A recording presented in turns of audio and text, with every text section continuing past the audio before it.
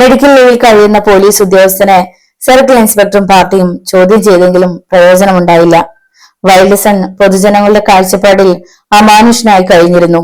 ചില ആനുകാലിക പ്രസിദ്ധീകരണങ്ങൾ വൈൽഡ്സണിനെ പറ്റി ലേഖന പരമ്പര ആരംഭിച്ചു. നിയമസഭയിൽ പ്രതിപക്ഷം ആഞ്ഞടിച്ചു. പോലീസ് വകുപ്പിന് തലവേദന വർദ്ധിച്ചു.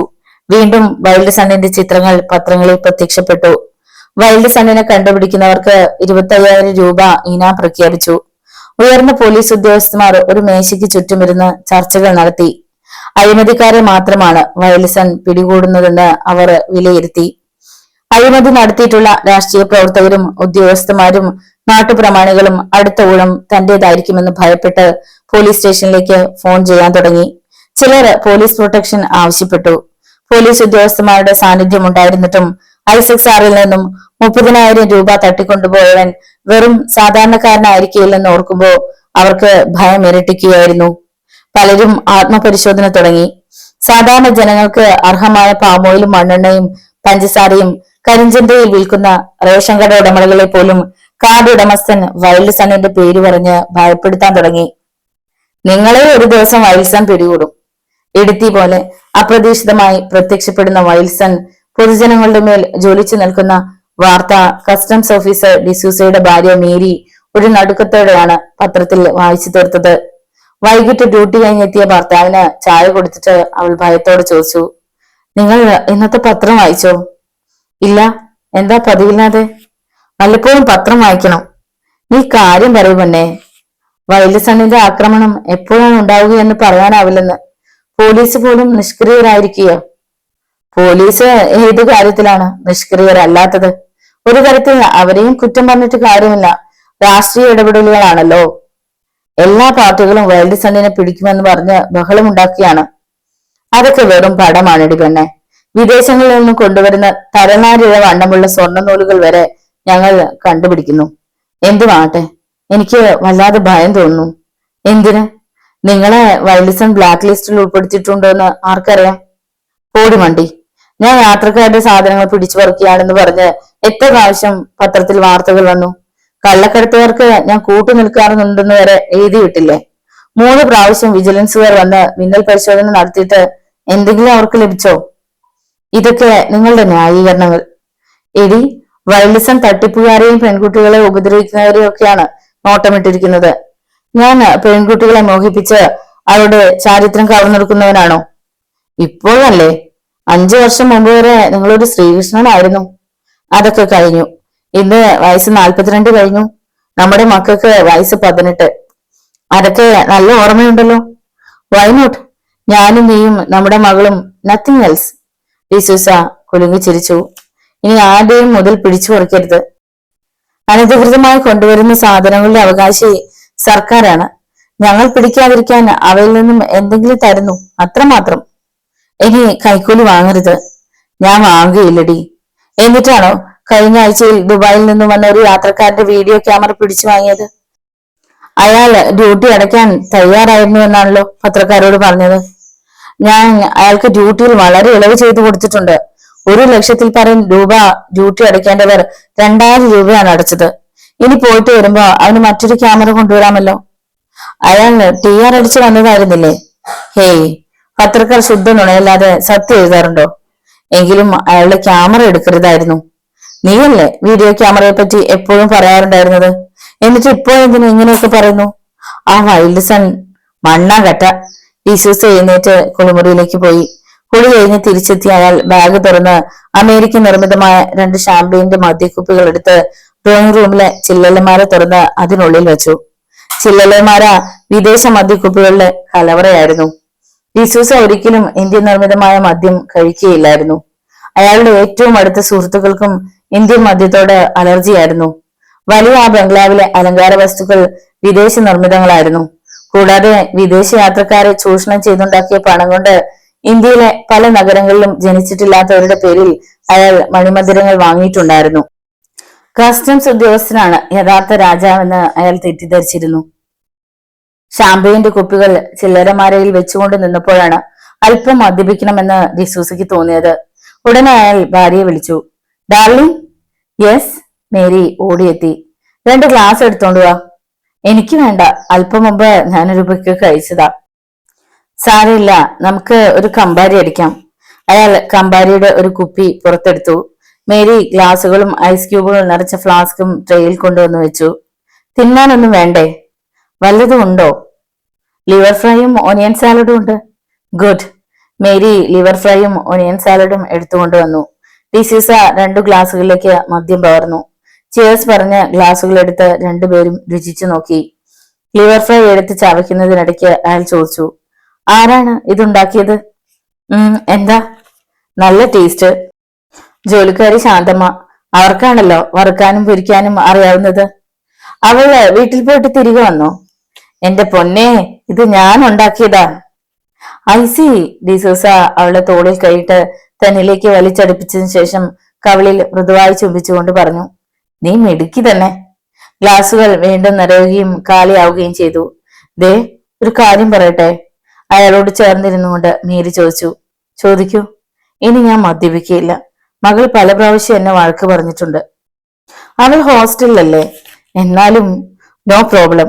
എടി, കുടിക്കുന്നത് കൊണ്ടാണ് നമുക്ക് എന്നും ആദ്യരാത്രി പോലെ തോന്നുന്നത്. ഷർമിളമ്മൾ വന്നു കഴിഞ്ഞാ മദ്യം തൊടില്ല. വേണ്ട. ഡിസൂസ വീണ്ടും അവളുടെ ഗ്ലാസ്സിലേക്ക് മദ്യം ഒഴിക്കാൻ തുടങ്ങിയപ്പോൾ വേണ്ട എന്ന് പറഞ്ഞ് മേരി എഴുന്നേറ്റു. കാലിയായ പാത്രങ്ങൾ പെറുക്കിക്കൊണ്ടവൾ അടുക്കളയിലേക്ക് പോയി. കുപ്പിയിൽ അവശേഷിച്ച മദ്യം കൂടി അയാൾ ഗ്ലാസ്സിലേക്ക് ഒഴിച്ചു. അപ്പോഴാണ് ഡോർബെൽ മുഴങ്ങിയത്. ഒറ്റ വലിക്ക് ഗ്ലാസ് കാലിയാക്കിയിട്ട് വേച്ച് വേച്ച് ചെന്ന് ഡിസൂസ വാതിൽ തുറന്നു. സിറ്റൌട്ടിൽ അപരിചിതനായ ഒരു ചെറുപ്പക്കാരൻ. അവൻ ഡിസൂസയ്ക്ക് കൈകൾ കൂപ്പി. നമസ്കാരം സർ, വിനയത്തോടെ അവൻ പറഞ്ഞു. എനിക്ക് മനസ്സിലായില്ലല്ലോ. ജയരാമന്റെ ആളാണ് ഞാൻ. ജയരാമനോ? ഏത് ജയരാമൻ? കള്ളക്കടത്തുകാരനായ ജയരാമൻ. അവൻ ശബ്ദം താഴ്ത്തി പറഞ്ഞു. പെട്ടെന്ന് ഡിസൂസയുടെ മസ്തിഷ്കത്തെ ഭരിച്ചുകൊണ്ടിരുന്ന മദ്യത്തിന്റെ ശക്തി ഉറഞ്ഞു. അയാൾ പതറുന്ന ദൃഷ്ടി ചെറുപ്പക്കാരന്റെ മുഖത്ത് കേന്ദ്രീകരിക്കാൻ ശ്രമിച്ചുകൊണ്ട് ചിന്തിച്ചു. ജയരാമനും താനും കീരിയും പാമ്പുമാണ്. കീരിയുടെ മാളത്തിലേക്ക് പാമ്പ് അറിഞ്ഞുകൊണ്ട് കയറി വരുമോ? അടുത്ത നിമിഷം അവൻ റിവോൾവർ വലിച്ചെടുത്തു. പെട്ടെന്ന് മേരിയുടെ മനസ്സിനെ ഗ്രഹിച്ചിരുന്ന ഭയം ഓടി ഒളിച്ചു. ഒറ്റ കുതിപ്പിന് മേരി വൈൽഡ് സണ്ണിന്റെ അടുത്തേക്ക് പാഞ്ഞെത്തിയതിനു ശേഷം പരിസരം മറന്ന് റിവോൾവറിൽ കയറി പിടിച്ചു. വൈൽഡ് സൺ അവളെ ബലം പ്രയോഗിച്ച് പിടിച്ചു മാറ്റിയിട്ട് പറഞ്ഞു, ഇവൻ മരണത്തിന് അർഹനാണ്. മര്യാദയ്ക്ക് മാറി നിൽക്കുന്നതായിരിക്കും നല്ലത്. ഇല്ല, എന്നെ കൊന്നുകൊള്ളൂ. മേരി വീണ്ടും വൈൽഡ് സണ്ണിന്റെ മുമ്പിലേക്ക് ചാടി വീണു. ഈ മനുഷ്യൻ ആരാണെന്ന് അറിയാമോ? ആരായാലും എന്റെ ഭർത്താവാണ്. ആയിരിക്കാം. എന്നാൽ തൊഴിൽ തേടി വിദേശത്തേക്ക് പോയിട്ട് മടങ്ങി വന്ന പാവപ്പെട്ട യാത്രക്കാരെ പിഴിഞ്ഞാണിവൻ ഇത്രയും സമ്പന്നനായത്.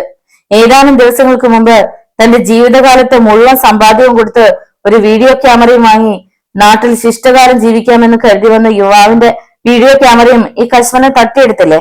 ആ ക്യാമറ എവിടെ? ക്യാമറ തന്നാ എന്നെ വെറുതെ വിടുമോ? വെറുയാർന്ന സ്വരത്തിൽ ഡിസൂസ ചോദിച്ചു. ആദ്യം ക്യാമറ കൊണ്ടുവരൂ. ഡിസൂസ എഴുന്നേക്കാൻ തുടങ്ങിയപ്പോൾ വൈൽഡ്സൺ പറഞ്ഞു, നിങ്ങൾ എഴുന്നേക്കരുത്. ഭാര്യയോട് വീഡിയോ ക്യാമറ എടുത്തുകൊണ്ടുവരാൻ പറയൂ. ഡിസൂസ ഭാര്യയോട് കണ്ണുകൊണ്ട് ആംഗ്യം കാണിച്ചു. അവർ മുറിക്കുള്ളിലേക്ക് കയറിപ്പോയി. 2 മിനിറ്റ് കഴിഞ്ഞപ്പോൾ അവർ ക്യാമറ എടുത്തുകൊണ്ടുവന്നു. ഇതാ, ഇനി ഞങ്ങളെ ഉപദ്രവിക്കരുത്, വിനീത സ്വരത്തിൽ അവൾ പറഞ്ഞു. വൈൽഡ്സൺ മുന്നോട്ട് ചെന്ന് ക്യാമറ വാങ്ങി. മേലിൽ യാത്രക്കാരെ കൊള്ളയടിക്കുന്നതായി അറിഞ്ഞ നിന്നെ ഞാൻ കൊന്നുകളയും. ഫ്രാൻസിസ് മുതലാളിക്കും സബ് ഇൻസ്പെക്ടർ പ്രഭാകരൻ സാറിന് ഉണ്ടായ അനുഭവങ്ങൾ ഓർമ്മിക്കുന്നുണ്ടായിരിക്കുമല്ലോ. വൈൽഡ്സൺ ക്യാമറയുമായി വാതിൽ ലക്ഷ്യമാക്കി നടന്നു നീങ്ങിയപ്പോൾ ഡിസൂസ പെട്ടെന്ന് പോലീസ് സ്റ്റേഷനിലേക്ക് ഡയൽ ചെയ്യുമ്പോഴാണ് സാരിക്കുള്ളിൽ ഒളിച്ചു വെച്ചിരുന്ന പിസ്റ്റൾ എടുത്ത് ഭർത്താവിന്റെ നേർക്ക് എറിഞ്ഞു കൊടുത്തത്. യാദൃശ്ചികമായി തിരിഞ്ഞു നോക്കിയ വൈൽഡ്സൺ ഡിസൂസയുടെ കയ്യിലിരിക്കുന്ന പിസ്റ്റൾ കണ്ട് നടുങ്ങിപ്പോയി. അടുത്ത നിമിഷം ക്യാമറ ഡിസൂസയുടെ നേർക്ക് അവൻ ശക്തിയായി വലിച്ചെറിഞ്ഞു. രക്ഷപ്പെടാനായി ഡിസൂസ പെട്ടെന്ന് തെന്നിമാറി. വൈൽഡ്സണിന് അത്രയും സമയം മാത്രമേ ആവശ്യമുണ്ടായിരുന്നുള്ളൂ. അവന്റെ കയ്യിലിരുന്ന റിവോൾവർ തീ തുപ്പി. ഡിസൂസ കമിഴ്ന്നടിച്ച് കാർപ്പറ്റിന് മുകളിൽ കിടന്ന് പിടഞ്ഞു. വൈൽഡ്സൺ പാഞ്ഞു ചെന്ന് ഡിസൂസയുടെ കയ്യിൽ നിന്നും തെറിച്ചുപോയ പിസ്റ്റൾ കൈവശപ്പെടുത്തിയിട്ട് വാതിക്കലേക്ക് ധൃതിയിൽ നടന്നു. കതകിന്റെ ബോൾട്ടിൽ പിടിച്ചുതിരിക്കാൻ തുടങ്ങിയപ്പോഴാണ് കോളിംഗ് ബെൽ ശബ്ദിച്ചത്. പുറത്ത് ആരോ എത്തിയിരിക്കുന്നു. ഷോക്കേറ്റതുപോലെ വൈൽഡ്സൺ കൈവലിച്ചതിനു ശേഷം പരിസരം മറന്നു നിലവിളിക്കുന്ന മേരിയുടെ അടുത്തെത്തി. അയാൾ തന്നെ കൂടി ഉപദ്രവിക്കാനുള്ള ഭാവമാണെന്ന് കരുതി അവർ ഉച്ചത്തിൽ നിലവിളിക്കാൻ തുടങ്ങി. ഇനി അവിടെ നിൽക്കുന്നത് അപകടമാണെന്ന് വിചാരിച്ചുകൊണ്ട് വൈൽഡ്സൺ അടുക്കള ലക്ഷ്യമാക്കി കുതിച്ചു. അടുക്കളയുടെ പുറത്തേക്കുള്ള വാതിൽക്കിൽ നിന്ന് ചെവിയോർത്തപ്പോൾ പുറത്ത് കാൽപെരുമാറ്റം കേട്ടു. അടുക്കളയിൽ നിന്നും മറ്റൊരു മുറിയിലേക്ക് അവൻ കയറി. അവിടെ നിന്നും അടുത്ത മുറിയിലേക്ക്. ഇതിനിടെ പലതവണ ബെൽ മുഴങ്ങിയെങ്കിലും പരിസരം മറന്ന് നിലവിളിച്ചുകൊണ്ടിരുന്ന മേരി ഒന്നും അറിഞ്ഞിരുന്നില്ല. വാതിൽ തുറക്കുന്നില്ലെന്ന് കണ്ടപ്പോ പുറത്തു നിന്നവർ വാതിലിൽ ശക്തിയായി തൊഴിക്കാൻ തുടങ്ങി. 10 മിനിറ്റ് കഴിഞ്ഞപ്പോൾ വാതിൽ പൊളിഞ്ഞു വീണു. വൈൽഡ് സണ്ണിന്റെ ആളുകളായിരിക്കും കഥകിൽ തൊഴിക്കുന്നതെന്ന് വിചാരിച്ചിരുന്ന മേരി ബംഗ്ലാവിന്റെ ഉള്ളിലേക്ക് കയറിയവരെ കണ്ട് ആശ്വസിച്ചു. പോലീസ് ഉദ്യോഗസ്ഥന്മാർ. അവർ ഡിസൂസയുടെ ജഡം പരിശോധിച്ചിട്ട് നിരാശയോടെ എഴുന്നേറ്റ് മേരിയോട് ചോദിച്ചു, നിങ്ങളാണോ പോലീസ് സ്റ്റേഷനിലോട്ട് ഡയൽ ചെയ്തത്? അല്ല. ഇദ്ദേഹം എങ്ങനെയാണ് മരിച്ചത്? കരച്ചിലിനിടയ്ക്ക് മേരി സംഭവിച്ചതെല്ലാം പറഞ്ഞു. അവൻ എങ്ങോട്ടാണ് ഓടിപ്പോയത്? അറിഞ്ഞുകൂടാ. നിങ്ങൾ അല്പം കൂടി നേരത്തെ വന്നിരുന്നുവെങ്കിൽ എന്റെ ഭർത്താവിനെ കൊല്ലുകയില്ലായിരുന്നു. അദ്ദേഹം ഫോൺ ചെയ്തിട്ടും ഇത്രയും താമസിച്ചു വന്നത് എന്റെ ഭർത്താവിന്റെ ജഡം കാണാനായിരുന്നു. അവർ വാചകം പൂർത്തിയാക്കുന്നതിന് മുമ്പ് സബ് ഇൻസ്പെക്ടർ പറഞ്ഞു, പോലീസ് സ്റ്റേഷനിലേക്ക് കണക്ഷൻ ലഭിച്ചതല്ലാതെ ഒന്നും സംസാരിച്ചിട്ടില്ല. ടെലിഫോൺ വളരെ സമയമായിട്ടും എൻഗേജ്ഡ് ആയിരുന്നപ്പോ ഞാൻ എക്സ്ചേഞ്ചിലേക്ക് വിളിച്ചു ചോദിച്ചു. അപ്പോഴാണ് ഇവിടുത്തെ ഫോണുമായിട്ടാണ് ബന്ധപ്പെട്ടിരിക്കുന്നതെന്ന് മനസ്സിലായത്. വേറെ ഒരു സംശയത്തിന്റെ പേരിൽ ഞങ്ങൾ ഇറങ്ങിയതായിരുന്നു. ഇൻക്വസ്റ്റ് തയ്യാറാക്കുന്നതിന് മുമ്പ് സർക്കിൾ ഇൻസ്പെക്ടർ നരേന്ദ്രനെയും ഡിവൈഎസ്പി ചെറിയാനെയും വിവരം അറിയിച്ചു. അവർ അരമണിക്കൂർ കഴിഞ്ഞപ്പോ ഡിസൂസയുടെ ബംഗ്ലാവിലെത്തി. ബംഗ്ലാവും പരിസരവും പരിശോധിച്ചു. മേരിയെ ചോദ്യം ചെയ്തു. വീഡിയോ ക്യാമറയുടെ ഉടമസ്ഥൻ ആരാണെന്ന് അറിയുകയായിരുന്നു അടുത്ത പരിപാടി. അതിനുള്ള ഏക മാർഗം ക്യാമറയുടെ ഉടമസ്ഥൻ പത്രം ഓഫീസിൽ കൊടുത്ത റിപ്പോർട്ട് മാത്രമായിരുന്നു. ഡിവൈഎസ്പിയും സർക്കിൾ ഇൻസ്പെക്ടറും പ്രസ്തുത പത്രത്തിന്റെ ഓഫീസിൽ പാഞ്ഞെത്തി ന്യൂസ് എഡിറ്ററെ കണ്ട് സംസാരിച്ചു. പ്രസ്തുത വാർത്ത തങ്ങളുടെ ഹൈറേഞ്ച് ലേഖകൻ അയച്ചു തന്നതാണെന്ന് ന്യൂസ് എഡിറ്റർ പറഞ്ഞു. ലേഖകന്റെ അഡ്രസ്സുമായി അവർ ഹൈറേഞ്ചിലേക്ക് കുതിച്ചു. രാത്രി 3 മണിയോടെ ലേഖകന്റെ വീട്ടിലെത്തി. ക്യാമറയുടെ ഉടമസ്ഥനെ അവർ കസ്റ്റഡിയിലെടുത്ത് ചോദ്യം ചെയ്തു. ക്യാമറ വീണ്ടെടുക്കുന്നതിനായി താൻ ആരെയും നിയോഗിച്ചിട്ടില്ലെന്ന് അയാൾ ആണയിട്ട് പറഞ്ഞുവെങ്കിലും ഡിവൈഎസ്പി ചെറിയാൻ അയാളെ വിട്ടില്ല. പോലീസ് സ്റ്റേഷനിൽ കൊണ്ടുപോയി ചോദ്യം ചെയ്തുവെങ്കിലും യാതൊരു പ്രയോജനവും ഉണ്ടായില്ല. പോലീസ് ഓഫീസർമാർ വിളറി വെളുത്തു. തങ്ങളുടെ മൂക്കിന്റെ കീഴിൽ കിടന്ന ഒരു ചിന്ന പയ്യൻ വിളയാടുന്നു. വളരെ വിദഗ്ധമായി അവൻ തന്റെ ഇരകളെ കണ്ടുപിടിച്ച് വലവീശി പിടിക്കുന്നു. നിസ്സഹായരായി നാട്ടുകാരും പോലീസ് വകുപ്പും നോക്കി നിൽക്കുന്നു. വൈൽഡ് സണ്ണാണെന്ന് പ്രഖ്യാപിച്ചുകൊണ്ട് കൊള്ളയും കൊലപാതകവും നടത്തുന്ന ഈ ചെറുപ്പക്കാരൻ ആരായിരിക്കും? എന്തിനു വേണ്ടിയാണ് ഇവൻ മറ്റുള്ളവർക്ക് വേണ്ടി കൊള്ളയും കൊലപാതകവും നടത്തുന്നത്? സബ് ഇൻസ്പെക്ടർ പ്രഭാകരനിൽ നിന്നും ആദ്യമായി തട്ടിയെടുത്ത റിവോൾവർ ഉൾപ്പെടെ 4 റിവോൾവറുകൾ ഇപ്പോ അവന്റെ പക്കലുണ്ട്. ഒരു കുറ്റവാളിയുടെ പക്കൽ 4 റിവോൾവറുകൾ. പോലീസ് ഉദ്യോഗസ്ഥന്മാർ അതേപറ്റി ചിന്തിച്ചത് തന്നെ ഒരു നടുക്കത്തോടെ ആയിരുന്നു. പിറ്റേ ദിവസത്തെ പത്രങ്ങൾ വൈൽഡ് സണ്ണിന്റെ തേർവാഴ്ചയെ പറ്റി സവിസ്തരം എഴുതി. ജനങ്ങൾ ഭയവിഹുലരായി. Police ഡിപ്പാർട്ട്മെന്റിലുള്ള telephone വിശ്രമമില്ലാതെ ബെല്ലടിച്ചുകൊണ്ടിരുന്നു. ചുറ്റികയുമായി ഊരി ചുറ്റി നടന്ന് നിരപരാധികളെ കൊന്നൊടുക്കിയ റിപ്പറെ പറ്റിയും അനേകം വർഷങ്ങൾക്ക് മുമ്പ് ബോംബെയിലെ ചേരി പ്രദേശങ്ങളിൽ രാമരാഘവൻ നടത്തിയ കൊലപാതക പരമ്പരയെ പറ്റിയും ജനങ്ങൾ ചിന്തിച്ചു. റിപ്പറിനെ പോലെ അല്ലെങ്കിൽ രാമൻ രാഘവനെ പോലെ മനുഷ്യരുടെ സ്വൈര്യം കെടുത്താൻ മറ്റൊരാൾ കച്ച കെട്ടിയിറങ്ങിയിരിക്കുന്നു. Wild sun. കസ്റ്റംസ് ഉദ്യോഗസ്ഥനായ ഡിസൂസ കൊല്ലപ്പെട്ടതോടെ കള്ളക്കടത്തുകാർക്കും കരിഞ്ചത്തക്കാർക്കും പൂഴ്ത്തിവെപ്പുകാർക്കും ഭയം ഇരട്ടിച്ചു. ഇനി അടുത്ത ഊഴം തങ്ങളുടേതായിരിക്കുമെന്ന് അവർ ഭയപ്പെടാൻ തുടങ്ങി. പോലീസ് ഓഫീസർമാരും അസ്വസ്ഥരായി. അവർ വളരെ ഗൗരവത്തിൽ വൈൽഡ് സണ്ണിനെ പറ്റി ചർച്ച ചെയ്തുകൊണ്ടിരിക്കുമ്പോഴാണ് രമേശിന്റെ ഭാര്യയും കൊണ്ട് സബ് ഇൻസ്പെക്ടർ അവിടെ ഹാജരായത്. അവർക്ക് പോസ്റ്റ്മാൻ നൽകിയ register cover sub inspector DYSP ചെറിയാന്റെ കയ്യിൽ കൊടുത്തു. അദ്ദേഹം അത് തുറന്നു നോക്കി. 30,000 രൂപയുടെ ഡിമാൻഡ് ഡ്രാഫ്റ്റ് എടുത്ത ബാങ്കും രജിസ്റ്റർ അയച്ച പോസ്റ്റ് ഓഫീസും സർക്കിൾ ഓഫീസിന്റെ സമീപത്ത് തന്നെ. അവൻ നഗരത്തിൽ തന്നെയുണ്ട്, സർക്കിൾ ഇൻസ്പെക്ടർ അഭിപ്രായപ്പെട്ടു. ഉടൻ തന്നെ നഗരാതിർത്തികൾ മുഴുവൻ പോലീസ് വലയം ചെയ്തു. എന്നാൽ നഗരത്തിൽ നിന്നും 10 കിലോമീറ്റർ ദൂരെയുള്ള പട്ടണത്തിലുള്ള ഒരു കോടതി വരാന്തയിൽ പ്രമാദമായ ഒരു കേസിന്റെ വിധി കേൾക്കാൻ കാതു കൂർപ്പിച്ചു നിൽക്കുകയായിരുന്നു വൈൽഡ് സൺ. കോടതിയും പരിസരവും ജനങ്ങളായി നിറഞ്ഞു കവിഞ്ഞു. ജനക്കൂട്ടത്തെ നിയന്ത്രിക്കാൻ പോലീസിന് വളരെ പാടുപെടേണ്ടി വന്നു. 5 മിനിറ്റ് കൂടി കഴിഞ്ഞാൽ ജഡ്ജി വിധി പ്രഖ്യാപിക്കും. കോടതി വളപ്പിലെ ശബ്ദ കോലാഹലങ്ങൾ കൊണ്ട് വിധി പ്രഖ്യാപിക്കുന്നത് കേൾക്കാൻ കഴിയുകയില്ലെന്നുള്ള സംശയം കൊണ്ട് വൈൽഡ് സൺ ജനലയിൽ പിടിച്ചുകൊണ്ട് കാതു കൂർപ്പിച്ചു നിന്നു. ജഡ്ജി വെറും 4 പേജിലുള്ള വിധി പ്രഖ്യാപിച്ചു. കേസിലെ 3 പ്രതികളെയും വെറുതെ വിട്ടയക്കുക. വിധി പ്രഖ്യാപിച്ചിട്ട് 3 പ്രതികളെയും തറപ്പിച്ചു നോക്കിയിട്ട് ജഡ്ജി തുടർന്നു. നിങ്ങൾ 3 പേര് ചേർന്നാണ് ജാൻസിയെ തട്ടിക്കൊണ്ടുപോയി ബലാത്സംഗം ചെയ്ത് മൃഗീയമായി കൊലപ്പെടുത്തിയതെന്ന് കോടതിക്ക് ബോധ്യമുണ്ട്. എന്നാൽ കേസ് അന്വേഷണത്തിൽ സർക്കിൾ ഇൻസ്പെക്ടർ കാണിച്ച ഉത്തരവാദിത്വമില്ലായ്മ കാരണം പ്രോസിക്യൂഷന് നിങ്ങൾ തന്നെയാണ് കുറ്റവാളികൾ എന്ന് സമർത്ഥിക്കാൻ കഴിഞ്ഞിട്ടില്ല. ഒന്നാം സാക്ഷിയുടെ മൊഴിയും നിങ്ങളെ രക്ഷപ്പെടുത്താൻ വളരെയധികം സഹായിച്ചിട്ടുണ്ട്. വിധി കേട്ട് കഴിഞ്ഞപ്പോൾ തടിച്ചുകൂടിയിരുന്ന ജനങ്ങൾ പെറുപിറുത്തുകൊണ്ട് പിരിഞ്ഞുപോയി. വളരെയേറെ കോളിളക്കം സൃഷ്ടിച്ച ഒരു കേസിന്റെ വിധിയായിരുന്നു അത്. തെളിവില്ലാത്തതിനാൽ കൊലയാളികൾ നിയമത്തിന്റെ മുന്നിൽ നിർദോഷികളാണ്. അവർ കുറ്റവാളികൾ തന്നെയാണെന്ന് പ്രോസിക്യൂഷൻ സമ്മതിക്കണം, അല്ലെങ്കിൽ കുറ്റം ചെയ്തവർ രക്ഷപ്പെടും. ജാൻസിയെ അവർ തട്ടിക്കൊണ്ടുപോയി ബലാത്സംഗം ചെയ്ത് കൊന്ന കാര്യം നാട്ടിലെല്ലാവർക്കും അറിയാവുന്ന കാര്യമായിരുന്നു. 17കാരിയായ ജാൻസിയെ ബലാത്സംഗം ചെയ്തിട്ട് കൊന്നുകളയുമെന്ന് ഒന്നാം പ്രതി അലക്സ് പരസ്യമായി പറഞ്ഞിട്ടുള്ള കാര്യമായിരുന്നു. 30 വയസ്സ് പ്രായമുള്ള അലക്സ് വിവാഹിതനും 2 കുട്ടികളുടെ പിതാവുമായിരുന്നു. ധനികനായ അലക്സിന്റെ ഏറ്റവും വലിയ ദൗർബല്യമായിരുന്നു സുന്ദരികളായ പെൺകുട്ടികൾ. സുന്ദരികളെ കണ്ടാൽ, അതും അവർ വിവാഹിതരല്ലെങ്കിൽ, അവരുമായി ശാരീരിക ബന്ധം നടത്തണമെന്നുള്ളത് അലക്സിന് നിർബന്ധമായിരുന്നു. അലക്സ് പലപ്പോഴും ജാൻസിയെ പ്രലോഭിച്ചു നോക്കി. അവൾ വഴങ്ങുന്നില്ലെന്ന് കണ്ടപ്പോ ഭീഷണിപ്പെടുത്തി. എന്നിട്ടും അവൾ വീഴുന്നില്ലെന്ന് കണ്ടപ്പോ അലക്സിന് വാശിയായി. പാവപ്പെട്ട കുടുംബത്തിൽ ജനിച്ച ഒരു യുവതിക്ക് ഇത്ര വലിയ ജാടയോ? ഇവളേക്കാൾ പണമുള്ള വീട്ടിലെ പെൺകുട്ടികളുമായി താൻ കിടക്ക പങ്കുവച്ചിട്ടുണ്ട്. അനേക സുന്ദരിമാരെ താൻ കശക്കി എറിഞ്ഞിട്ടുണ്ട്. പണം ആവശ്യപ്പെട്ടവർക്ക് ഇഷ്ടം പോലെ പണവും നൽകിയിട്ടുണ്ട്. ഒരു ദിവസം കോളേജിൽ നിന്ന് വന്ന ജാൻസി പഞ്ചായത്ത് റോഡിൽ കൂടി പോകുമ്പോ അലക്സ് പിന്നാലെ കൂടി. ജാൻസി! അവൾ തിരിഞ്ഞു നോക്കി. അലക്സ് ആണെന്ന് മനസ്സിലായപ്പോ അവളുടെ മനസ്സിൽ ഒരു അഗ്നിഗോളം ഉയർന്നു. അവൾ ഒരക്ഷരം പോലും മറുപടി വരാതെ കുറച്ചുകൂടി വേഗത്തിൽ നടന്നു. ജാൻസി! പിന്നാലെ നടന്നു ചെന്ന് വീണ്ടും അലക്സ് അവളെ വിളിച്ചു. എന്നെ ശല്യപ്പെടുത്തരുതെന്ന് എത്ര തവണ പറഞ്ഞിട്ടുണ്ട്. ഇതൊരു ശല്യമാണോ? പിന്നല്ലാതെ. ഇതൊക്കെ മനുഷ്യന് ആവശ്യമുള്ള കാര്യമാണ് ജാൻസി. എനിക്ക് ആവശ്യമില്ല.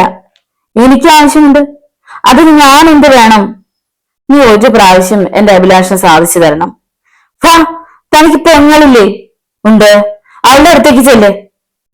അടിയേറ്റതുപോലെ അലക്സ് തെറിച്ചു നിന്നു. എന്തു പറഞ്ഞത്? പല്ലുകൾ ഞെരിച്ചുകൊണ്ട് അവൻ ചോദിച്ചു. പറഞ്ഞത് കേട്ടില്ലേ? കേട്ടു. എങ്കിൽ ഇനി എന്റെ പിന്നാലെ നടക്കാതെ പോകണം. ഇപ്പോ ഞാൻ പോവുകയാണ്. എന്നെ ഒരു കാര്യം കേട്ടുകൊള്ളൂ. എനിക്ക് കേൾക്കണ്ട. വീട്ടിൽ ചെന്ന് ഭാര്യയോട് പറഞ്ഞാൽ മതി. അവളോട് പറയാവുന്ന കാര്യമല്ല. എങ്കിൽ പെങ്ങളോട് പറയേ. നീ അധികം സംസാരിക്കുന്നുണ്ട്. പുറകെ നടന്ന് ശല്യപ്പെടുത്തിയ ഇനിയും പറയും. ഇല്ല, നീ പറയുകയില്ല. എനിക്ക് ജീവനുണ്ടെങ്കിൽ പറയും. എനിക്ക് ജീവനുണ്ടെങ്കിൽ നിന്നെ ഞാൻ ഒരു ദിവസം അനുഭവിക്കും. എന്റെ ശവമായിരിക്കും തനിക്ക് കിട്ടുന്നത്. അല്ല, നിന്നെ അനുഭവിച്ചിട്ട് ഞാൻ ഞെക്കിക്കൊന്ന് കൊക്കയിൽ കളയും. ഒരു പട്ടിയും അറിയുകയില്ല. അപ്പൊ കാണാം. Okay, good bye. അലക്സ് പിന്നോട്ട് തിരിഞ്ഞു. അതേ നിമിഷം തന്നെ ഞെട്ടിപ്പോയി. അവരുടെ പിന്നാലെ സംസാരം ശ്രദ്ധിച്ചുകൊണ്ട് നടക്കുകയായിരുന്നു സണ്ണി. അലക്സിന്റെ മുഖത്തേക്ക് തറപ്പിച്ചു നോക്കി. അലക്സ് വിളറിപ്പോയി. അവൻ ചിരിക്കാൻ ശ്രമിച്ചുകൊണ്ട് ചോദിച്ചു, സണ്ണി ഞങ്ങളുടെ പിന്നാലെ ഉണ്ടായിരുന്നു? സണ്ണി അമർത്തി മൂളിയിട്ട് തുടർന്നു. നീ ആ പെണ്ണിനോട് പറഞ്ഞതെല്ലാം ഞാൻ കേട്ടു. തമാശയ്ക്ക് പറഞ്ഞതാണ്. അലക്സ് കാണിക്കുന്നത് വളരെ മോശമാണ്. വീട്ടിൽ സുന്ദരിയായ ഒരു ഭാര്യയും 2 കുട്ടികളുമില്ലേ? ഭാര്യയുള്ളവന് മറ്റൊരു യുവതിയെ മോഹിച്ചു കൂടരുതെന്നുണ്ടോ? ഇല്ല. എന്നാ പഠിച്ചുകൊണ്ടിരിക്കുന്ന ഒരു പെണ്ണിന്റെ പുറകെ നടന്ന് ശല്യം ചെയ്യുന്നത് മോശമാണ്. നീ ആരാണ് എന്നെ ഉപദേശിക്കാൻ? വേറെ ഒരു നാട്ടുകാരൻ. നിന്നെപ്പോലെ ഭാര്യയും കുട്ടികളുമുള്ള ഒരു ചെറുപ്പക്കാരൻ.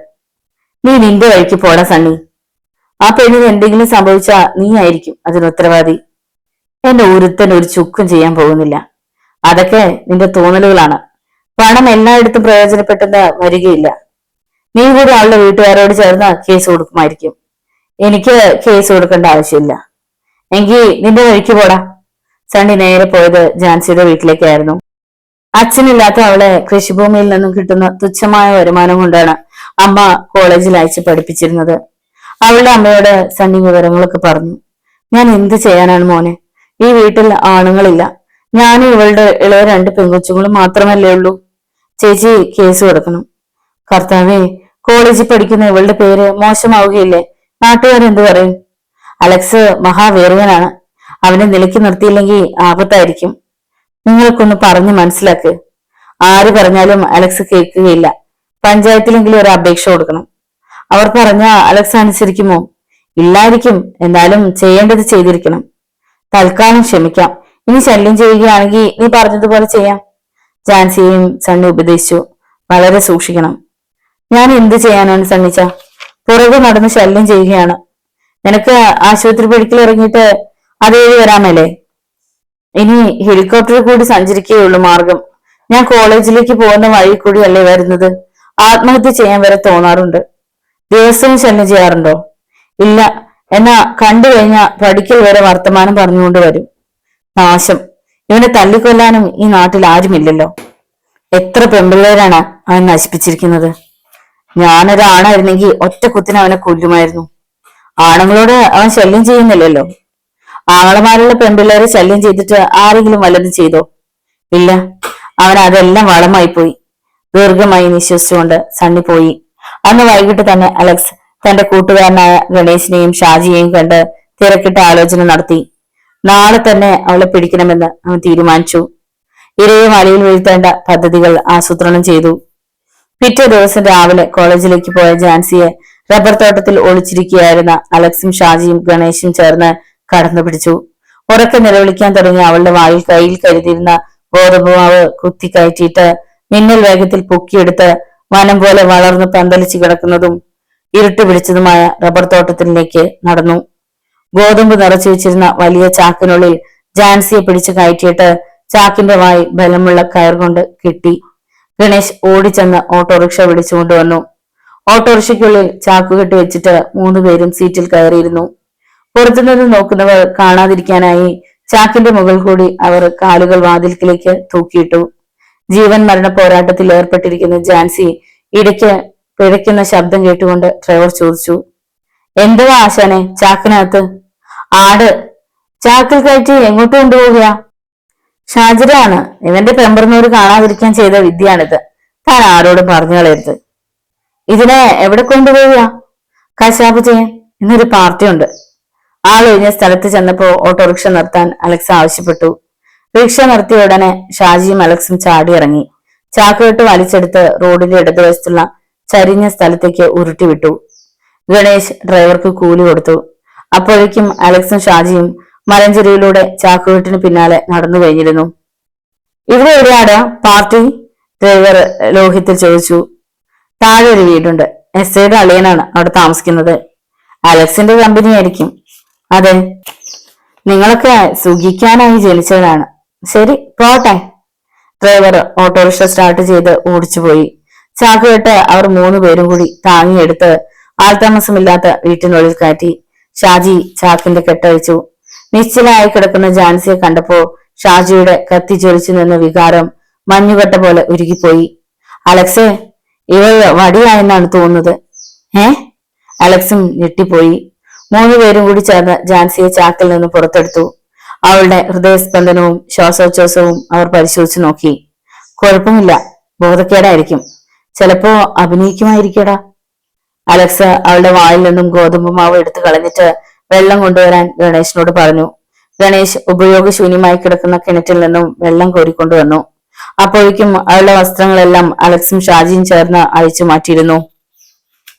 അവളെ തന്നെ ഉറ്റുനോക്കിക്കൊണ്ട് അവൻ നിശ്ചലനായി നിന്നുപോയി. എന്തു പറ്റിയോടോ? ഓ, നീ ആദ്യമായി കാണുകയാണല്ലേ? ഷാജി ചിരിച്ചുകൊണ്ട് ചോദിച്ചു. ആശാന്റെ കൂടെ ചേർന്ന ആഴ്ചയിൽ ഒരെണ്ണം വീതം കാണാം. വെള്ളം എവിടെ ദേഹത്ത് ഒഴിക്കടാ, അലക്സ് കൽപ്പിച്ചു. ഗണേശ് വെള്ളം മുഴുവൻ അവളുടെ ശരീരത്തിൽ തെളിച്ചു. 10 മിനിറ്റ് കഴിഞ്ഞപ്പോ ജാൻസിക്ക് ബോധം തിരിച്ചു കിട്ടി. തൻ അഗ്നയായി ഈ കശ്മലന്മാരുടെ നടുവിൽ ഏതോ അജ്ഞാത കേന്ദ്രത്തിൽ എത്തിയിരിക്കുകയാണെന്ന് മനസ്സിലായപ്പോൾ അവൾ നടുങ്ങി. അവൾ ദയനീയമായി അവരുടെ കഴുകൻ കണ്ണുകളിലേക്ക് നോക്കി. കൊതിയൂറുന്ന കണ്ണുകളോടെ അവളുടെ ശരീരത്തിലേക്ക് കണ്ടും നട്ടുകൊണ്ട് അലക്സും ഷാജിയും ഗണേശും നിൽക്കുന്നു. ദൈവമേ, അലക്സിനെ പോലെ ഷാജിയും ഗണേശും ആവാസമായതായിരുന്നുവോ? അവൾ മനസ്സിൽ ചിന്തിച്ചു തീരുന്നതിന് മുമ്പ് അലക്സിന്റെ ശബ്ദമുയർന്നു. ഇന്നലെ ഞാൻ പറഞ്ഞത് നീ ഓർക്കുന്നുണ്ടോടി? എന്നെ ഉപദ്രവിക്കരുത്. ഉപദ്രവം ഏൽക്കാതെ രക്ഷപ്പെടാനുള്ള വഴികളെല്ലാം നീ അടച്ചു കളഞ്ഞു. ആദ്യം നിന്നെ ആവശ്യപ്പെട്ടത് ഞാൻ മാത്രമായിരുന്നു. ബലപ്രയോഗം നടത്തേണ്ടി വന്നതുകൊണ്ട് ഇവർ കൂടി പങ്കാളികളായി തീർന്നു. ദൈവത്തെ ഓർത്ത് എന്നൊന്നും ചെയ്യരുത്. ഇവിടം വരെ കഷ്ടപ്പെട്ട് കൊണ്ടുവന്നത് നിന്നെ കാണാനാടി. ഇന്നലെ നീ പറഞ്ഞില്ലേ നിന്റെ ശവമായിരിക്കും എനിക്ക് കിട്ടുകയെന്ന്. എന്നെ ഉപദ്രവിക്കരുത്. നിങ്ങൾക്ക് ഒരു പെങ്ങളില്ലേ? എന്റെ പെങ്ങളെ കെട്ടിച്ചു വിട്ടടി. ദയ ലഭിക്കുമെന്ന പ്രതീക്ഷയോടെ അവൾ ഷാജിയുടെയും ഗണേശിന്റെയും മുഖത്തേക്ക് നോക്കി. എന്നാൽ അവരുടെ മുഖത്ത് ദയയ്ക്ക് പകരം വികാരത്തിന്റെ വേലിയേറ്റമാണ് അവൾക്ക് കാണാൻ കഴിഞ്ഞത്. അലക്സ് കൂട്ടുകാരെ രണ്ടുപേരെയും നോക്കി. അവൻ നോക്കിയതിന്റെ അർത്ഥം മനസ്സിലാക്കിയ ഷാജിയും ഗണേശും വരാന്തയിലേക്ക് ഇറങ്ങി. അലക്സ് കതക് ചാരിയിട്ട് ജാൻസിയുടെ അടുത്ത് മുട്ടുകുത്തിയിരുന്നു. എതിർക്കാൻ തുടങ്ങിയ അവളുടെ കരണത്ത് അവൻ ഊക്കോടെ ഒരടി കൊടുത്തിട്ട് പറഞ്ഞു, മര്യാദയ്ക്കനുസരിച്ചാ നിനക്ക് നല്ലത്, അല്ലെങ്കിൽ ചാരിത്രം നഷ്ടപ്പെട്ടാലും ജീവൻ തിരിച്ചു കിട്ടുമല്ലോ എന്ന പ്രതീക്ഷയോടെ അവൾ പിന്നീട് എതിർത്തില്ല. വികാരം ശമിച്ചപ്പോ അലക്സ് മുറിയിൽ നിന്നും വരാന്തയിലേക്ക് ഇറങ്ങിച്ചെന്നു. ഉടൻ തന്നെ കത്തിച്ചൊലിച്ചു നിന്ന ഗണേശ് മുറിക്കുള്ളിൽ ചാടിക്കയറി കതകടച്ചു. ഏതാനും മിനിറ്റൊക്കെ കഴിഞ്ഞപ്പോൾ ഷാജിയുടെ ഉഴവ് എത്തി. മുറിയിൽ നിന്ന് തിരിച്ചെത്തിയ ഷാജി വിയർപ്പ് തുടച്ചിട്ട് പറഞ്ഞു, അവൾ ബോധം കെട്ട് കിടക്കുകയാണ്. അവിടെ കിടക്കട്ടെ. കയ്യിൽ കരുതിയിരുന്ന മദ്യക്കുപ്പി തുറന്ന് 3 പേരും മദ്യപിച്ചു. മദ്യപാനം കഴിഞ്ഞ് വീണ്ടും ഓരോരുത്തരായി മുറിക്കുള്ളിൽ കയറിയിറങ്ങി. ചക്കിനുള്ളിൽ കൂടി കയറിയിറങ്ങിയ കരിമ്പ് പോലെ ജാൻസി ചതഞ്ഞറിഞ്ഞു. അവളുടെ സപ്തനാടികളും തളർന്നു. ശരീരത്തിൽ നിന്നും അമിതമായ രക്തസ്രാവമുണ്ടായി. രക്തത്തിൽ കുളിച്ചു കിടക്കുന്ന അവളുടെ കഴുത്തിൽ അലക്സിന്റെ ബലിഷ്ഠമായ കരങ്ങൾ അമർന്നു. അവളുടെ ശരീരത്തിൽ നിന്ന് ജീവൻ വേർപെട്ട സമയത്ത് ശരീരം ചലിക്കുക പോലും ചെയ്തില്ല. അത്ര കണ്ട ആവശ്യമായി കഴിഞ്ഞിരുന്നു. മറ്റൊരു മദ്യക്കുപ്പി തുറന്ന് കുറച്ച് മദ്യം അവളുടെ മുഖത്തൊഴിച്ചിട്ട് തീപ്പെട്ടി ഉരച്ച് കത്തിച്ചു. മുഖവും മുടിയും കത്തിക്കരിഞ്ഞു. വസ്ത്രങ്ങളും തീയിട്ട് കളഞ്ഞു. ഒടുവിൽ ജാൻസിയുടെ ശരീരം അലക്സ് പ്രവചിച്ചിരുന്നത് പോലെ തന്നെ കൊക്കയിലേക്ക് വലിച്ചെറിഞ്ഞു. അപ്പോഴേക്കും കോളേജിൽ പോയ ജാൻസി തിരിച്ചെത്തിയിട്ടില്ലെന്ന വാർത്ത നാട്ടിൽ കാട്ടുതീ പോലെ പടർന്നു കഴിഞ്ഞിരുന്നു. അലക്സിനെയും കൂട്ടുകാരെയും ഒന്നിച്ചു കണ്ടപ്പോൾ സണ്ണിക്ക് നേരിയ സംശയം തോന്നി. സണ്ണിക്ക് തങ്ങളെ സംശയമുണ്ടെന്ന് മനസ്സിലാക്കിക്കൊണ്ട് അലക്സ് അവന്റെ അരികിൽ അടുത്തുകൂടി. ഒരു സിഗരറ്റ് അവന് നൽകിക്കൊണ്ട് ചോദിച്ചു, ജാൻസിയെ കാണാനില്ലെന്ന് പറയുന്നത് നേരാണോടെ സണ്ണി? ഞാൻ ഇന്നലെ ഒരുപാട് വഴക്ക് പറഞ്ഞുപോയി. നിനക്കും എന്നെ ആയിരിക്കും സംശയം. നീ പറഞ്ഞത് പാഴ്വാക്കല്ലെന്ന് എനിക്കറിയാം. നീയും കൂട്ടുകാരും എവിടെയായിരുന്നു? ഒരു പാർട്ടി ഉണ്ടായിരുന്നു. ആടിനെ ഇവിടെ നിന്ന് ചാക്കി കെട്ടിക്കൊണ്ടാണ് പോയത് അല്ലേ? ഓട്ടോറിക്ഷ ഡ്രൈവർ എല്ലാ വിവരങ്ങളും പറഞ്ഞു.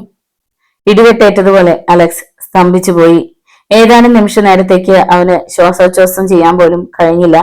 പരിസരബോധം ഉണ്ടായപ്പോ അടവിൽ വീണ എലിയെപ്പോലെ അവൻ 4 വശത്തേക്കും പകച്ചു നോക്കിക്കൊണ്ട് ശബ്ദം താഴ്ത്തി വിളിച്ചു, സണ്ണി, നീ ഒന്നും പറയണ്ട. ഷാജിയുടെ വീട്ടിൽ ആടില്ലെന്ന് എല്ലാവർക്കും അറിയാം. ആരുടെയും ആട് മോഷണം പോയിട്ടുമില്ല. സണ്ണി, എനിക്കൊന്നും കേൾക്കണ്ട. സണ്ണി പെട്ടെന്ന് അലക്സിന്റെ അടുത്ത് നിന്നും മാറിക്കളഞ്ഞു. അലക്സും കൂട്ടുകാരുമാണ് ജാൻസിയെ തട്ടിക്കൊണ്ടുപോയതെന്ന വാർത്ത വളരെ വേഗം പരന്നു. ജാൻസിയുടെ അമ്മ പോലീസിൽ പരാതി നൽകി. സണ്ണിയും അലക്സിനെതിരായി മൊഴി കൊടുത്തു. വളരെ ഊർജിതമായി തന്നെ ആദ്യത്തെ കേസന്വേഷണം നടന്നുവെങ്കിലും ഒടുവിൽ അലക്സിന്റെ പണസ്വാധീനം അന്വേഷണത്തെ വഴിതെറ്റിച്ചു കളഞ്ഞു. ജാൻസിയുടെ ചീഞ്ഞളിഞ്ഞ ജഡം പോലീസ് കണ്ടെടുത്തു. വാദം തുടങ്ങിക്കഴിഞ്ഞപ്പോഴേക്കും പ്രധാന സാക്ഷിയായ സണ്ണിയെ അലക്സും കൂട്ടുകാരും വിലക്കെടുത്തു കഴിഞ്ഞിരുന്നു. പ്രമാദമായ ആ കേസിൽ അങ്ങനെ പ്രതികളെല്ലാം അത്ഭുതകരമായി രക്ഷപ്പെട്ടു. വിധി പ്രസ്താവിച്ചു കഴിഞ്ഞപ്പോ അലക്സ് സന്തോഷം കൊണ്ട് മതിമറന്നു. പഴയ കൂട്ടുകാരോടൊപ്പം ബാറിൽ കയറി മതിവരുവോളം മദ്യപിച്ചു. വൈകിട്ട് ഭാര്യയെ മാറോട് അണച്ചു പിടിച്ചുകൊണ്ട് അലക്സ് തന്റെ നിരപരാധിത്വം ഒന്നുകൂടി അരക്കിട്ടുറപ്പിച്ചുകൊണ്ട് കിടക്കുമ്പോ തുറന്നു കിടന്ന ജനാലയ്ക്ക് സമീപം നിന്നുകൊണ്ട് വൈൽഡ്സൺ പല്ലു ഞെറുമുകയായിരുന്നു. റിവോൾവർ എടുത്ത് അലക്സിനെ അടുത്ത നിമിഷം പുകച്ചു കളയണമെന്ന് തോന്നിയെങ്കിലും വൈൽഡ്സൺ ആത്മസംയമനം പാലിച്ചുകൊണ്ട് തന്റെ ഭാര്യയുടെ മുമ്പിൽ ഹരിശ്ചന്ദ്രനാകാൻ വേണ്ടി നുണക്കഥകൾ പറയുന്നത് കേട്ടുകൊണ്ട് ഏതാനും മിനിറ്റുകൾ കൂടി നിന്നു. തന്റെ ഭർത്താവ് കൊലയാളിയാണെന്ന് ആ സ്ത്രീ വിശ്വസിച്ചിരുന്നുവെങ്കിലും കേസുകളുടെ നൂലാമാലകളെ പറ്റി അറിവില്ലാത്തതിനാൽ അലക്സിന്റെ നുണക്കഥകളിൽ വീണുപോയി. നിരപരാധി അല്ലെങ്കിൽ തന്റെ ഭർത്താവിനെ കോടതി വെറുതെ വിടുകയില്ലെന്ന് അവൾക്ക് ബോധ്യമുണ്ടായിരുന്നു. അലക്സിന്റെ നുണക്കഥകൾ കേട്ടുകൊണ്ട് നിന്ന വൈൽസൺ ശബ്ദമുണ്ടാക്കാതെ ജനാലയ്ക്കടുത്തു നിന്നും സാവധാനം നടന്ന് വാതിൽക്കിലെത്തി. ഒരു നിമിഷം നിന്നിട്ട് ആ വാതിലിൽ മുട്ടി. ആരാ? അലക്സ് വിളിച്ചു ചോദിച്ചു. ഞാനാണ്, സണ്ണി. അലക്സ് എഴുന്നേറ്റ് ചെന്ന് വാതിൽ തുറന്നു. അതേ നിമിഷം തന്നെ അലക്സിനെ പിടിച്ച് ശക്തിയായി പിന്നോട്ട് തള്ളിയിട്ട് വൈൽഡ്സൺ വീടിനുള്ളിൽ പ്രവേശിച്ചു. തറയിൽ മലർന്നു വീണ അലക്സ് ഭയം നിറഞ്ഞ കണ്ണുകളോടെ അപരിചിതനായ ചെറുപ്പക്കാരനെ തുറച്ചു നോക്കിക്കൊണ്ട് ചോദിച്ചു, ആരാണ് നിങ്ങൾ? നീ എന്നെ അറിയില്ലേ? വൈൽഡ്സൺ റിവോൾവർ കയ്യിലെടുത്ത് അലക്സിന് നേരെ ചൂണ്ടിക്കൊണ്ട് പരുക്കൻ സ്വരത്തിൽ ചോദിച്ചു. ശബ്ദം കേട്ടുകൊണ്ട് അലക്സിന്റെ ഭാര്യ കിടക്കയിൽ നിന്ന് എഴുന്നേറ്റ് പൂമുഖത്തേക്ക് ചെന്നു. തറയിൽ മലർന്നടിച്ചു കിടക്കുന്ന ഭർത്താവിനെയും റിവോൾവർ ചൂണ്ടിക്കൊണ്ട് സിംഹത്തിന്റെ ദൃഷ്ടികളോടെ നിൽക്കുന്ന അപരിചിതനെയും ഒരു നിമിഷം നോക്കി. അടുത്ത ക്ഷണം അവർ ഉറക്കെ നിലവിളിക്കാൻ തുടങ്ങുകയാണെന്ന് മനസ്സിലാക്കിക്കൊണ്ട് വൈൽസൺ ഒറ്റ കുതിപ്പിന് അവളെ കടന്നു പിടിച്ച് വായി തപ്പി പിടിച്ചുകൊണ്ട് പറഞ്ഞു, ശബ്ദമുണ്ടാക്കിയ ഇനി നിങ്ങൾ ശബ്ദിക്കുകയില്ല. എന്റെ ഭാര്യയെ വിടൂ. ദയനീയമെങ്കിലും അല്പം ശബ്ദമുയർത്തി അലക്സ് പറഞ്ഞു. എന്തു പറഞ്ഞടാ? എന്റെ ഭാര്യയെ വിടാനോ? അതെ, നിങ്ങൾക്ക് പണമാണ് ആവശ്യമെങ്കിൽ ഞാൻ തരാം. ഞാൻ മോഷ്ടിക്കാൻ വന്നതല്ല. പിന്നെ ഞാൻ കഥകൾ മുട്ടിയപ്പോ ആരാണെന്ന് നിങ്ങൾ ചോദിച്ചതിന് ഞാൻ പറഞ്ഞ മറുപടി ഓർക്കുന്നുണ്ടോ? ഉണ്ട്. എന്തായിരുന്നു ഞാൻ പറഞ്ഞത്? സണ്ണിയാണെന്ന്. സണ്ണി മോഷ്ടാവാണോ? അല്ല, എന്റെ സുഹൃത്താണ്. ആ സുഹൃത്താണ് നിങ്ങളെ കാരാഗ്രഹത്തിൽ നിന്ന് രക്ഷിച്ചത് അല്ലേ? മറുപടി പറയാതെ അലക്സ് അജ്ഞാതരെ തുറിച്ചു നോക്കിക്കൊണ്ട് ഏതാനും നിമിഷങ്ങൾ നിന്നു. എന്താണ് മറുപടി പറയാതിരിക്കുന്നത്? ഞാൻ ഞാൻ നിങ്ങൾ എന്റെ ഭാര്യയെ വിടൂ. നിങ്ങളുടെ ഭാര്യയെ ഞാൻ അപമാനിച്ചില്ലല്ലോ. അന്യ സ്ത്രീയെ കടന്നു പിടിക്കുന്നത് അപമാനിക്കുന്നതിന് തുല്യമാണ്. സത്യമാണോ? അതെ. അടുത്ത നിമിഷം വൈൽസൺ തന്റെ ഇടതു കൈ കൊണ്ട് അവളുടെ നൈറ്റ് ഗൗൺ വലിച്ചു കീറി കളഞ്ഞു. എന്റെ ഭാര്യയെ അപമാനിക്കരുത്. രണ്ട് ചുവട് മുന്നോട്ട് ചെന്നിട്ട് റിവോൾവറിനെ പറ്റി ഓർത്തപ്പോൾ പെട്ടെന്ന് നിന്നുകൊണ്ട് അലക്സ് പറഞ്ഞു, മായ, എത്രയോ പെൺകുട്ടികൾ ചാരിത്രത്തിന് വേണ്ടി നിന്റെ മുമ്പിൽ കെഞ്ചിയിട്ടുണ്ട്. ഞാൻ ആരെയും ഉപദ്രവിച്ചിട്ടില്ല. ഉണ്ട്, ജാൻസി നീയല്ലേ ചാക്ക് കെട്ടുകൊണ്ടുപോയി രഹസ്യ സങ്കേതത്തിൽ വെച്ച് കൂട്ടബലാത്സംഗം നടത്തിയിട്ട് കഴുത്ത് ഞെരിച്ച് കൊന്നത്? എന്ത്? ഞാൻ ജാൻസിയെ ബലാത്സംഗം ചെയ്തു കൊന്നുവന്നു? അതെ, ഞാൻ നിരപരാധിയാണ്. കോടതി എന്നെയും കൂട്ടുകാരെയും ഇന്ന് വെറുതെ വിടുകയായിരുന്നു. കോടതിക്ക് ആവശ്യം തെളിവാണ്. തെളിവുണ്ടാക്കാനുള്ള പോലീസ് ഉദ്യോഗസ്ഥൻ നിന്റെ പോക്കറ്റിലായിരുന്നു. സണ്ണിയെയും നീ വിലക്കെടുത്തു. അങ്ങനെ നിയമത്തിന്റെ മുമ്പിൽ നിന്നും നീ രക്ഷപ്പെട്ടു. എന്നാ വൈൽഡ് സണ്ണിനെ കബളിപ്പിക്കാൻ നിനക്ക് കഴിയുകയില്ല. സത്യം പറയൂ, ആരാണ് ജാൻസിയെ തട്ടിക്കൊണ്ടുപോയത്? എനിക്ക് അറിഞ്ഞുകൂടാ. അലക്സ് വായ അടയ്ക്കുന്നതിന് മുമ്പ് വൈൽഡ് സണ്ണിന്റെ വലതുകാൽ അവന്റെ അടിവയറ്റിൽ പതിച്ചു. അലക്സ് ചുവട് തെറ്റി മലർന്നടിച്ചു വീണു. അവൻ എഴുന്നേക്കാൻ ഭാവിക്കുമ്പോഴേക്കും ഭാര്യയെ പിടിച്ചു വലിച്ചുകൊണ്ടവൻ അലക്സിന്റെ അടുത്തെത്തി. ഷൂസ് കൊണ്ട് മുഖം അടിച്ച് ഒരടി കൂടി കൊടുത്തിട്ട് ചോദിച്ചു, നീയല്ലടാ ജാൻസിയെ തട്ടിക്കൊണ്ടുപോയത്?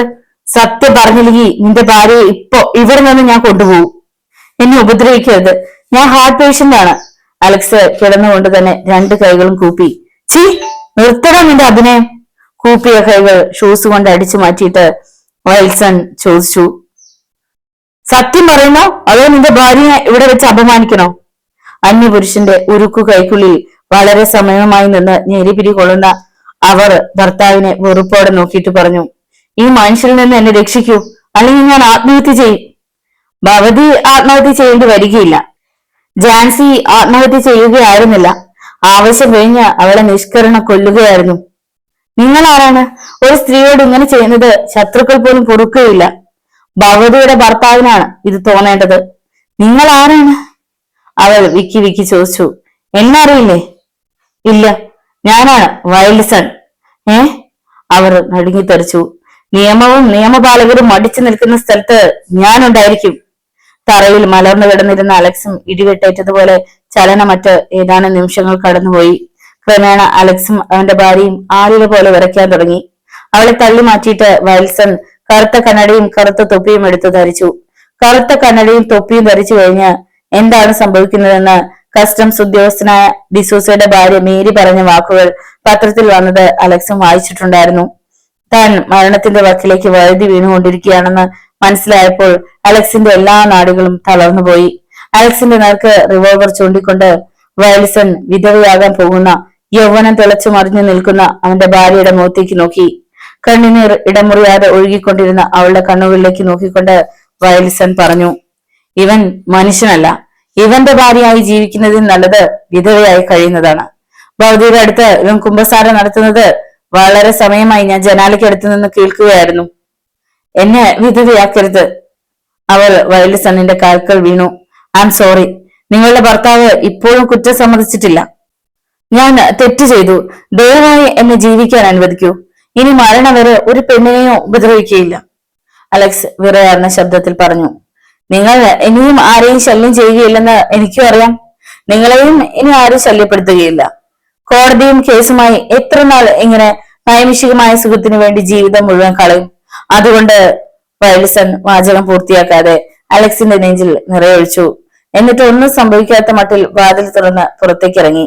വെടിശബ്ദവും തുടർന്നുള്ള അത്യുച്ചത്തിലുള്ള കരച്ചിലും കേട്ടുകൊണ്ട് ഒരു ഫർലോങ് അകലെ താമസിക്കുന്ന അയൽവാസി കുര്യാക്കോസ് ഓടിയെത്തി. അയാൾ എത്തുന്നതിന് മുമ്പ് അലക്സ് മരിച്ചു കഴിഞ്ഞിരുന്നു. അവന്റെ ചോര പുരണ്ട ജഡത്തിന് മുകളിൽ ഷീല കമിഴ്ന്നു വീണ് കിടന്ന് കരയുന്നത് കണ്ട് കുര്യാക്കോസ് സ്തംഭിച്ചുപോയി. എന്താണ് സംഭവിച്ചതെന്നറിയാൻ വളരെ സമയം വേണ്ടി വന്നു. അപ്പോഴേക്കും അവിടെ ആളുകൾ തടിച്ചുകൂടി.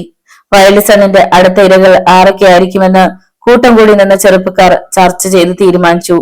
ഷാജിയോ ഗണേശനോ സണ്ണിയോ ആയിരിക്കും അടുത്ത ഇര. ചെറുപ്പക്കാർ 3 സംഘങ്ങളായി പിരിഞ്ഞു. കുറുവടിയും വെട്ടുകത്തിയുമായി ഇരുളിന്റെ മറപറ്റി വേഗം നടന്നു. അറവുശാല നടത്തുന്ന ഫരീദിന്റെ നേതൃത്വത്തിലുള്ള സംഘം ഗണേശന്റെ വീടിന് പരിസരത്ത് എത്തിയിട്ട് ചെവിയോർത്തു. അവരുടെ കണക്കുകൂട്ടൽ തെറ്റിയില്ല. ഗണേശനുമായി ആരോ പതിഞ്ഞ ശബ്ദത്തിൽ സംസാരിക്കുന്നത് അവർ കേട്ടു. നോവലിന്റെ തുടർന്നുള്ള ഭാഗങ്ങൾ കേൾക്കുവാൻ വേണ്ടി ചാനൽ സബ്സ്ക്രൈബ് ചെയ്യുക. നിങ്ങളുടെ വിലയേറിയ നിർദ്ദേശങ്ങളും അഭിപ്രായങ്ങളും കമന്റ് ബോക്സിൽ രേഖപ്പെടുത്തുക. വീഡിയോ ഇഷ്ടമായാൽ ഒന്ന് ലൈക്ക് ചെയ്ത് മറ്റു സുഹൃത്തുക്കൾക്ക് കൂടി ഷെയർ ചെയ്ത് നൽകുക. നന്ദി. വീണ്ടും കാണാം.